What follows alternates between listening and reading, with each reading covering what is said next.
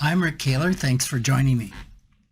Well, many of my older clients, aware of their declining physical capacities, are increasingly open to the idea of receiving in-home health care.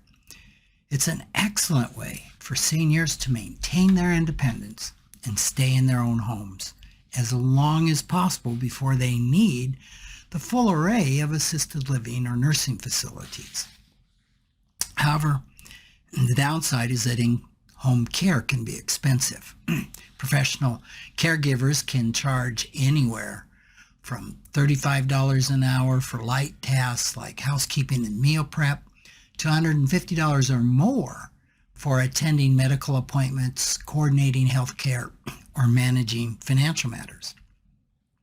One potential solution is to compensate a family member for providing the necessary assistance. Now, this can be a much more affordable option than hiring outside help. Since the family member doesn't have the same overhead expenses as a commercial provider, a fair compensation rate, in my estimate, is generally around 50% of what a commercial caregiver or professional advocate would charge. Now, this, of course, assumes that the family member has an equal capacity to serve in whatever role they're serving in. This arrangement can be beneficial for both the parent and the child. From a financial perspective, it provides significant advantages for the parents, who would otherwise have to pay double the amount that they're going to be paying for commercial services.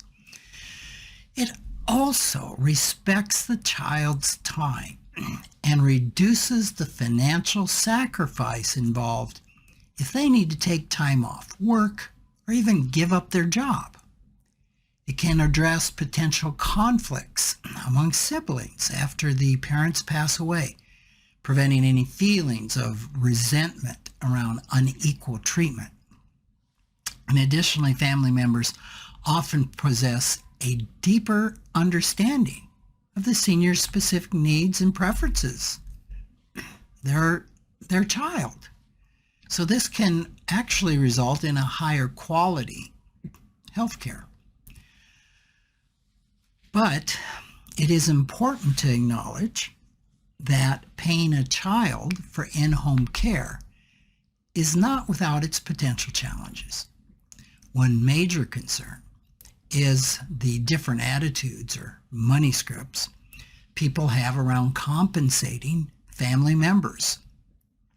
For example, the parent may have really deep reservations about compensating their child for providing care. The child could have strong beliefs about accepting payment from their parent. And siblings, they might feel resentful about the whole arrangement. Especially if some of the family relationships are already strained, the situation can be emotionally complex. Of course, if a parent is unable to compensate the child or expects them to provide in-home care for free, that creates additional emotional and financial difficulties that also strain family relationships.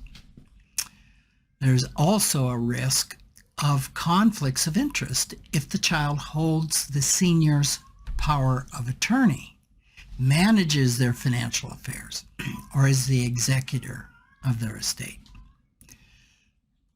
Why this could compromise the fairness of the compensation arrangement.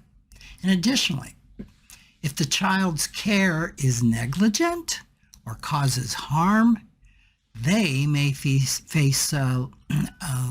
legal liability for that. So, it's not easy.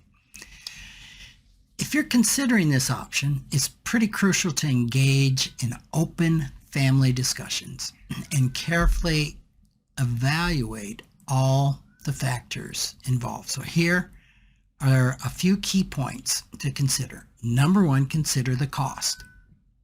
Determine the amount of time and the care needed and how much the senior can afford, and what payment fairly compensates the family member for their services. Keep in mind that the need for care is likely to increase, not decrease, over time. The second thing are emotional considerations. This is really important. Explore as honestly and as openly as possible the beliefs and emotions that both parents and children, and that's including the children that are not providing the care, might have around this issue. Number 3 are the legal aspects. Consider the potential legal risks and responsibilities, which include paying Social Security taxes for the caregiver. It may be really wise to consult an accountant, an attorney, and have a written agreement that very clearly outlines the arrangement.